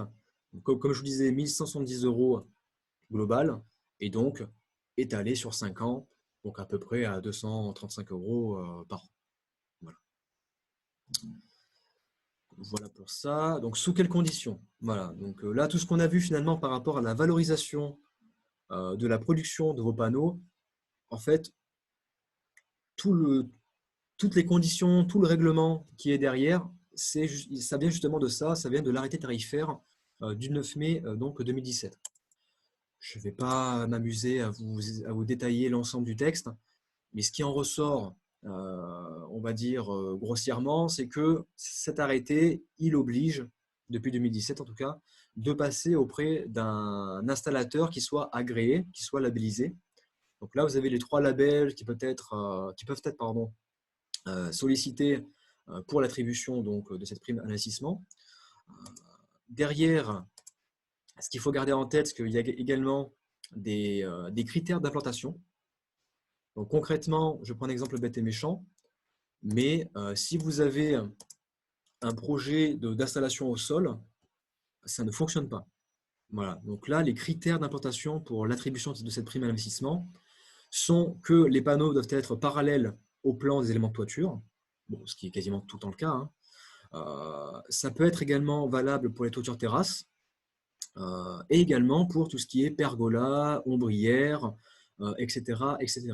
Donc là aussi, vous avez l'arrêté tarifaire dans l'annexe du support qui vous sera envoyé par mail. Normalement, vous avez tout ce qu'il faut pour vous y retrouver à ce niveau-là. Donc évidemment, sont exclus, comme je vous disais, installation au sol, autoconstruction, malheureusement, et autres implantations. Et du coup, il n'y a plus d'obligation d'intégrer les panneaux dans la couverture et du coup qu'ils assurent l'étanchéité. Donc il n'y a pas de raison Voilà. de le faire parce que ça peut causer et ça a causé dans certains cas des problèmes d'étanchéité. Voilà, et donc pour faire le petit parallèle rapidement avec ça, vous aviez à l'époque, il y a 2 ou 3 ans en arrière, un tarif spécial pour l'intégration au bâti qui justement était plus valorisable que le reste. Donc c'est pour ça qu'il y a eu pas mal de projets qui sont lancés par rapport à ça, parce que ça a été soutenu par le gouvernement à un moment donné. Et donc ça s'est arrêté pour les raisons notamment que l'on venons de citer. Donc là, à l'heure actuelle, en effet, il n'y a aucun intérêt en fait de faire de l'intégration en toiture, à part prendre des risques inutiles, je ne vois pas trop l'intérêt. Le stockage, on y vient, il faut vraiment que je me dépêche. Le stockage, donc il faut différencier le stockage physique et le stockage virtuel. Donc le stockage physique, comme je vous disais, c'est plutôt à valoriser sur les sites isolés. Je vais être assez direct avec vous, il y a vraiment très peu de cas où la batterie physique en conditions normales, donc quand vous êtes dans une ville ou dans une agglo, ou même en périurbain, le stockage physique n'a aucun sens. N'a aucun sens, que ce soit en termes de coût environnemental, de coût économique, de rentabilité sur moyen ou long terme. Ça coûte tellement cher à l'heure actuelle que ça n'a aucun sens. Voilà. Donc en site isolé, oui, parce que vous êtes obligé. Même sur un site où vous avez parfois quelques pannes de courant, j'en ai d'ailleurs discuté avec un particulier il y a quelques jours de ça. On a étudié rapidement la solution d'un groupe électrogène et on s'est rendu compte que limite c'était plus intéressant d'avoir un groupe électrogène que d'avoir un parc de batteries physiques. Bon, tout ça pour vous dire que honnêtement, à l'heure actuelle, ça n'a aucun sens. Ça n'a aucun sens. Donc on a un taux de recyclage qui est à peu près de 70%, il y a aussi des déchets derrière, en plus de ça. Comme je disais, le coût environnemental, il est sacrément à prendre en compte, parce que nous, j'allais être méchant, mais pauvres Européens, on ne s'en rend pas compte, mais tout ce qui est excavation de terres rares pour faire ces batteries, ben, ça se passe en Inde et compagnie, donc ça on ne le voit pas, mais en termes de valorisation, de justice sociale, etc., c'est clairement pas terrible. Dans tous les cas, malheureusement, ça va être développé, parce qu'il y aura la voiture électrique, donc voilà. La voiture électrique, malheureusement, heureusement, qu'importe, c'est pas le sujet, mais va être développée dans les années à venir. Donc peut-être qu'il y aura des solutions de recyclage, des solutions même de création de batteries qui seront plus comment dire, intéressantes dans un futur proche. Mais à l'heure actuelle, voilà, comme je vous disais, il n'y a pas vraiment d'intérêt. De l'autre côté, on a, comme je vous disais, la batterie virtuelle. La batterie virtuelle, bah, ça veut dire ce que ça veut dire. Il n'y a pas de batterie physique et donc derrière, vous avez tout simplement aucun avantage de la batterie physique, justement. Donc s'il y a une coupure de réseau ou si vous n'êtes pas connecté au réseau, la batterie virtuelle bah, ne sert à rien. Voilà. Il faut qu'il y ait un réseau qui soit en place, sinon ça ne fonctionne pas. Et donc la batterie virtuelle, alors, je ne me rappelle plus si je vous l'explique dans le diapo derrière. Voilà. Donc là, je vais vous l'expliquer via des points négatifs et des points positifs. Donc la batterie virtuelle, concrètement, c'est un service qui est payant. Voilà. La batterie virtuelle, d'un point de vue purement physique, elle n'existe pas. C'est-à-dire que l'électricité que vous avez en surplus, au lieu de la vendre sur le réseau, elle va dans une batterie virtuelle qui aura été créée par le fournisseur d'énergie qui vous aura donc permis de souscrire à cet abonnement-là. Donc là, en tant que tel, d'un point de vue physique, vos électrons, ils vont toujours partir sur le réseau. Ils ne vont pas partir dans une batterie. Voilà. Donc c'est bien un service qui est payant. Et donc là, pour vous donner un ordre d'idée, pour un projet de 3 kW crête, on est à peu près à 40 € TTC donc, par an. Ce qui n'est pas anodin. Il ne faut pas oublier que ce service-là, il est récent. Il va certainement augmenter, cet abonnement en tout cas je pense va augmenter dans les années futures, un petit peu comme le prix de l'élec. Donc c'est pas anodin à l'heure actuelle parce que si on compare la vente de surplus sur le réseau et la batterie virtuelle, déjà à l'heure actuelle, c'est pas intéressant la batterie virtuelle. On va le voir là maintenant. Derrière, donc le second point négatif, c'est impossibilité de mobiliser la prime à l'investissement. Donc ça, mine de rien, ça impacte aussi quand même pas mal le projet. Derrière, vous avez un kilowattheure consommé qui provient de la batterie, qui est différent du kilowattheure du réseau que vous consommez. Alors concrètement, sur la batterie virtuelle, quand vous consommez les kilowattheures de votre batterie, en fait, vous récupérez uniquement 33% du prix du kilowattheure. Donc c'est-à-dire qu'au lieu d'économiser comme en autoconsommation totale, l'ensemble du kilowattheure, donc 14 ou 15 ou 16 centimes selon votre contrat, et là, vous allez récupérer que 5 ou 6 centimes. Parce que en fait, vous allez récupérer que la partie production et pas la partie taxe et utilisation du réseau que là, vous allez toujours payer. Voilà. Donc, c'est peut-être mal expliqué. Alors, peut-être qu'il y aura peut-être quelques incompréhensions. On pourra revenir là-dessus au besoin sur le moment de questions-réponses. En fait, pour reformuler, quand vous mettez des kilowattheures sur la batterie virtuelle, voilà, ils sont comptabilisés d'une certaine façon, mais quand vous voulez les récupérer, vous payez quand même les taxes et le coût d'approvisionnement. Donc en fait, vous faites une économie seulement sur la partie fourniture, qui, comme on l'avait vu dans un graphique camembert, représente à peu près un tiers du kilowattheure. Donc C'est c'est ça. pas, Et donc, c'est pas totalement je mets des kilowattheures et je les récupère entièrement. Non, je les mets et puis je les récupère, mais moyennant quand même 2 tiers du prix de l'électricité. c'est ça. Donc, ça, il faut bien l'avoir en tête parce que derrière, évidemment, ceux qui vous proposeront ces systèmes-là ne vous en parleront pas, soit parce qu'ils ne sont pas au courant, ce qui était le cas d'ailleurs sur une visite de site que l'on a faite la semaine dernière, où justement on avait un projet comme celui-ci, et où d'ailleurs la commerciale n'est pas venue, voilà, bref. Donc ça, ils pourront ne pas vous le dire parce que soit ils ne savent pas, soit c'est pas vendeur, évidemment. Donc gardez-le bien en tête. Le kilowattheure que vous consommez de la batterie, c'est pas le kilowattheure que vous payez sur le réseau. C'est pas ça. D'accord? Derrière, l'autre point négatif, c'est obligation de changer de fournisseur d'électricité. Évidemment, vu que c'est on va dire une nouveauté à l'heure actuelle sur ce secteur-là, il n'y a pas beaucoup de fournisseurs qui peuvent le proposer. Et donc derrière, ça vous oblige à changer de fournisseur. Donc en soi, c'est pas dramatique. Le changement de fournisseur en soi n'est pas payant. Donc c'est pas grave en soi. Mais c'est quand même voilà, une contrainte. Voilà, si vous voulez conserver votre fournisseur, potentiellement, vous ne pourrez pas le faire. Ouais. Donc derrière, voir en effet si le nouveau fournisseur vous propose déjà un contrat qui soit intéressant de base, de par votre kilowattheure que vous payez, que ce soit en heure pleine, en heure creuse ou que sais-je. Et donc, en effet, derrière, comme je vous disais, c'est quand même payé en plus de ça, quoi. Donc, on nage en plein délire. Bref. Derrière, cinquième point négatif, c'est une solution qui est un petit peu perverse, parce que finalement, sur un projet d'autoconsommation, comme je vous disais, on est censé être relativement sobre, ou en tout cas piloter convenablement notre consommation d'électricité. Alors que là, forcément, on vous dit, Monsieur Zimmerman, vous avez une batterie virtuelle. Donc derrière, tout votre surplus, il est stocké. Donc derrière, finalement, même si vous consommez le soir, vous consommez votre production. Et donc derrière, ça veut dire quoi? Ça veut dire que tout ce qui est sobriété énergétique, vous prenez ça et vous foutez ça à la poubelle.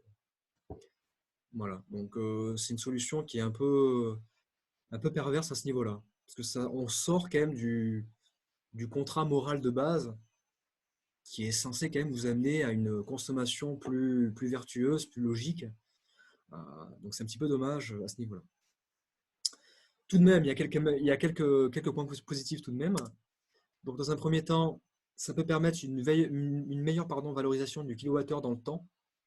Donc là, comme on vient de le dire, vous récupérez que 33% du prix du kilowattheure, mais celui-ci va augmenter dans le temps. Et donc derrière, il est possible que dans 10 ou 15 ans, ce soit intéressant. Alors qu'à contrario, si on prend l'autoconsommation de base avec vente de surplus, vous, pendant 20 ans, c'est ça, c'est 10 centimes, point final. Donc mine de rien, c'est quand même un point qu'il faut souligner, il y a quand même une rétroactivité, j'ai envie de dire, une sorte d'élasticité qui est plus intéressante sur la batterie virtuelle. Vous avez plus de marge de manœuvre dans le temps que sur le contrat classique. Mais bon, là encore une fois, on le verra sur la slide suivante, il faudrait que le prix des legs augmente sacrément rapidement ou que la structure du coup du kilowattheure change aussi de manière assez drastique pour que la batterie virtuelle soit intéressante avant 10 ans ou 15 ans. Donc bon, on va le voir de suite après. Deuxième point, démarche moins complexe, pas de contractualisation de long terme. Comme je viens de le dire, pas de contrat sur 20 ans. Vous avez quand même un contrat qui est en général de 1 à 2 ans renouvelable, mais en effet, vous n'êtes pas limité sur 20 ans. Enfin, vous n'êtes pas restreint sur 20 ans où c'est carré, vous ne pouvez pas bouger. Voilà. Mine de rien, c'est aussi à prendre en compte. Troisième point, qui peut être à la fois positif et négatif d'ailleurs, vous avez un stockage qui peut être limité ou infini. Donc typiquement, votre batterie, elle peut faire 300 kWh, comme 500, comme 600, comme 1000. Évidemment, vous vous doutez bien que plus la puissance est importante de la batterie, plus le stockage est important, plus le prix de l'abonnement est important. Voilà. Bon, je pense que vous l'aurez compris, mais je ne suis pas du tout pour la batterie virtuelle. Derrière, quatrième point qui peut être quand même intéressant, c'est adaptable à des projets qui ne sont pas éligibles au tarif d'achat. Donc là, si on revient en effet à l'arrêté tarifaire de 2017, où je vous parlais que les installations en autoconstruction et en installation au sol ne sont pas éligibles, par exemple, à la prime à l'investissement, ben là, justement, pour ces projets-là, ça peut être une roue de secours, ça peut être une solution intermédiaire. Donc, ça a quand même le mérite d'exister pour ces projets-là. Voilà. Donc, c'est pour moi, en tout cas, le point positif le plus marquant. Si une personne veut faire son projet lui-même, eh ben, il peut quand même passer par ça s'il le souhaite. Voilà. Donc, c'est un petit peu une solution, voilà, une troisième solution, j'ai envie de dire, mais ça a le mérite d'exister. Voilà. Derrière, comme je vous le disais, donc, si on compare vente de surplus, je suis vraiment désolé, il faut vraiment que je me dépêche. Vente de surplus et batterie virtuelle, moi j'ai fait le calcul de mon côté voilà, pour voir un petit peu ce qui serait plus intéressant. Donc, deux paramètres essentiels qui vont permettre à terme à la batterie virtuelle de prendre, on va dire, le dessus sur la vente de surplus, c'est l'évolution du prix du kilowattheure. Plus ça va augmenter, plus ça va devenir intéressant. Et l'évolution de la structure du coût des kilowattheures. Voilà. Là, comme on a vu par rapport au camembert, 33, 33, 33, en gros, ça c'est valable à l'heure actuelle. Dans 5, 10, 15, 20 ans, que ce soit moi, que ce soit Marie, ma collègue, que ce soit Enedis, le gouvernement ou ce que vous voulez, ou des commerçants en tout genre, personne n'est en mesure de vous dire ce qui va se passer dans 15 ou 20 ans. Personne. Donc bon, on parle un peu de choses qui sont un peu évasives à l'heure actuelle, mais en tout cas, d'un point de vue de caractéristiques de la batterie virtuelle, c'est vraiment ces deux composantes qui vont vous faire dire est-ce que c'est intéressant ou pas. Et donc là, quelques exemples factices. Pour un prix à 15 centimes et demi du kilowattheure, la batterie virtuelle est moins intéressante que le tarif de vente, avec la composition du kilowattheure actuel. Inversement, pour un prix de 30 centimes du kilowattheure, là, la batterie pourrait devenir intéressante. 30 centimes. 30 centimes. Hein. On n'est pas à 20, hein. On est à 30. Hein. Bon. On verra ce qui va se passer dans les années à venir, mais ça vous laisse quand même une bonne marge de manœuvre, normalement, quand même. Hein. Voilà. Contrario, si la part fourniture venait à augmenter à 50%, donc on reprend encore une fois le camembert, hein, 50%, voilà. La batterie peut devenir intéressante à partir de 27 centimes. Voilà. C'est des calculs de fond de tiroir, hein, d'accord? C'est pas quelque chose de très calibré. J'ai fait ça sur un coin de table, mais c'est pour vous donner un ordre d'idée, hein. Donc là, à l'heure actuelle, je vous le dis et je vous le redis, la batterie virtuelle est moins intéressante que l'autoconsommation classique avec vente de surplus. Voilà. La question ne se pose pas. Et si on vous dit le contraire, bah, demandez les chiffres sur table. Voilà. Et aussi, envoyez-nous, parce que j'aimerais bien voir aussi. Mais voilà, c'est pour quand même vous renseigner là-dessus, parce que c'est quand même un petit peu un phénomène de mode. Et j'ai peur que dans les années à venir, voilà, on vous propose un petit peu ça de manière systématique, sans trop réfléchir, quoi. Donc gardez ça en tête. Dans tous les cas, vous aurez le support par mail. À l'heure actuelle, c'est pas intéressant. Et quand je dis à l'heure actuelle, c'est dans les années à venir aussi, hein. Voilà, donc du coup, on faisait référence au camembert et j'ai oublié de le mettre. Derrière, voilà, pour terminer, au niveau des incontournables. Donc, comme je vous disais, association Espul, qui est complètement la référence nationale sur la thématique du photovoltaïque. Je me suis d'ailleurs inspiré de leur contact avec eux pour faire ce webinaire. Donc, ils ont également des permanences téléphoniques qui peuvent être faites tout simplement. Donc, n'hésitez pas à prendre contact avec eux si jamais le contact avec votre espace Info-Énergie n'est pas suffisant. On peut également faire le lien avec eux, hein, si besoin. Mais voilà, ils ont quand même une expertise technique un petit peu plus poussée que la nôtre sur ces thématiques-là. Donc voilà, en tout cas, n'hésitez pas à vous renseigner auprès d'eux de façon prioritaire. Voilà, c'est une association, ils ne vont pas vous vendre des produits, ils ne vont pas vous vendre un procédé. Donc passez par eux en priorité. Ils ont fait également un outil internet qui s'appelle photovoltaïque.info. Là aussi, dont je me suis beaucoup inspiré pour faire ce webinaire. Vous y retrouverez beaucoup d'infos. Donc là aussi, c'est tout dans les annexes, donc par rapport à ces différentes ressources. Donc là aussi, je vous incite à aller voir le site. Il est plutôt bien fait. Ils l'ont remodelé il y a quelques temps de cela. Et normalement, vous devriez trouver réponse à vos questions, voilà, en tout cas pour la majorité de vos questions. Il y a quand même d'autres structures qui existent. Alors là, je prends un peu plus de pincettes, parce que j'ai eu des retours un peu à droite à gauche, un peu contraires. Donc, je vais d'abord commencer par le JPEP, donc GPPEP, et l'AVP, donc l'association pour les victimes du photovoltaïque de mémoire. Donc là, c'est vraiment deux structures qui sont essentiellement tournées vers l'accompagnement et vers, comment je pourrais dire ça? Oui, vers l'accompagnement des ménages qui auraient été, entre guillemets, abusés par des commerciaux en tout genre. Voilà, donc ils ont pas mal de ressources de leur côté à ce niveau-là, en termes de jurisprudence, en termes de contact aussi, hein. Donc c'est notamment sur ces deux structures où j'ai un peu des avis contraires de personnes qui me disent que oui, c'était super, ils m'ont bien accompagné, d'autres personnes qui me disent que oui, non, ils ont été, comment dire, partial dans le sens où ils m'ont orienté vers un gars qui n'était pas bon, enfin bref, des retours un peu mi-figue mi-raisin. Donc je vous les donne quand même à titre informatif, mais je prends ça quand même avec quelques pincettes.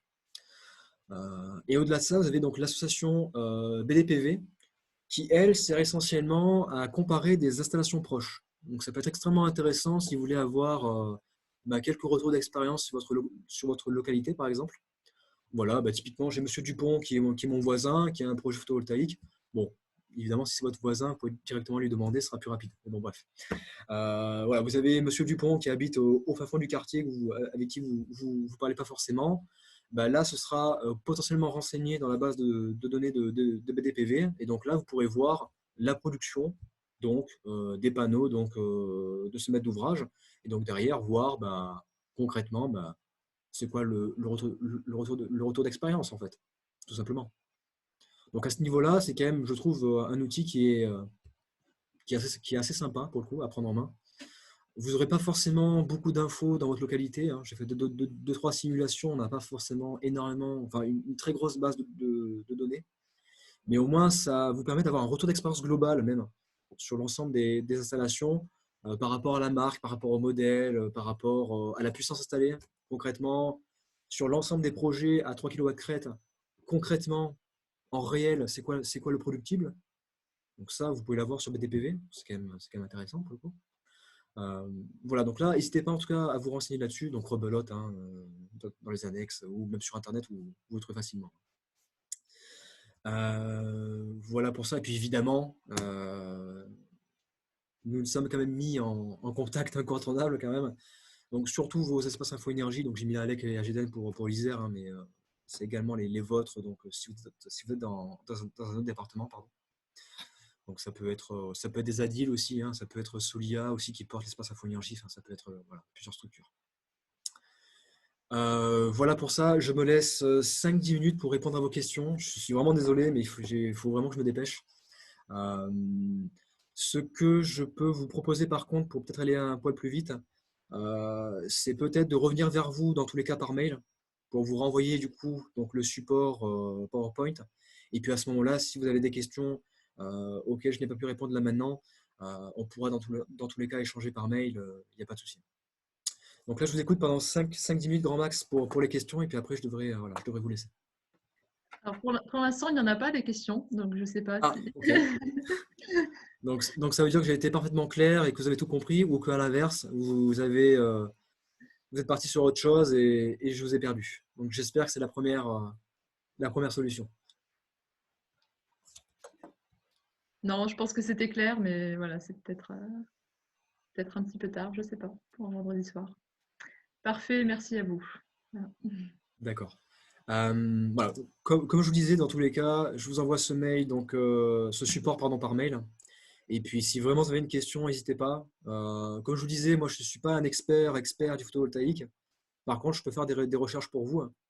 Donc n'hésitez pas, quoi. Je suis là pour ça, c'est mon travail, hein. Donc voilà. Très bien, écoutez, en tout cas, je vous remercie pour votre présence. C'était très agréable en tout cas de mon côté. Et puis j'espère qu'on vous aura quand même apporté 2-3 informations intéressantes sur les projets solaires. Et puis encore une fois, si vous avez une question, n'hésitez pas. Oui, il y a une dernière question. Les 3 000 € pour… Oui, ouais, d'accord, je vois la est-ce que question. Ouais. c'est hors taxe ou TTC? C'est bien de TTC, hein. C'est bien de TTC, hein. C'était 3 000 € par kilowatt crête. Voilà, c'est bien Ouais, TTC et du coup fourni posé. Voilà, tout c'est ça, compris. tout à fait. Tout à fait. Et j'ajoute juste une précision du coup pour ceux qui sont sur la métropole grenobloise. Voilà, l'outil Métro Soleil il est accessible en ligne pour tout le monde. Mais après, n'hésitez pas à nous contacter pour qu'on aille plus loin dans effectivement l'étude du projet. Et il y a aussi une liste d'installateurs partenaires de Métro Soleil qui ont été sélectionnés par les métropoles, qui sont des installateurs locaux bien implantés dans le solaire, que ce soit photovoltaïque, thermique ou les deux. Voilà, vous pouvez contacter pour faire des devis. Et voilà, nous, à l'espace Info Énergie, dans tous les espaces Info Énergie, on fonctionne pareil. On peut effectivement aussi analyser vos devis et vous aider à prendre des décisions plus éclairées. Et oui, Hugo, on pourra vous envoyer du coup le lien en même temps du coup que le mail avec le support. Donc en effet, on vous enverra ça, oui. Oui, le lien, c'est Eh ben, voilà. grenoble-métropole.cadastre-solaire.fr. Voilà. Mais on le retrouve facilement en tapant Métro Soleil sur Google. Très bien. Eh bien, écoutez, encore une fois, merci à vous. Et puis, je vous souhaite à tous de passer une belle soirée, puis surtout un bon week-end, même si ça s'annonce un petit peu pluvieux. Et puis peut-être à bientôt lors d'un rendez-vous à l'espace Info Énergie, par exemple.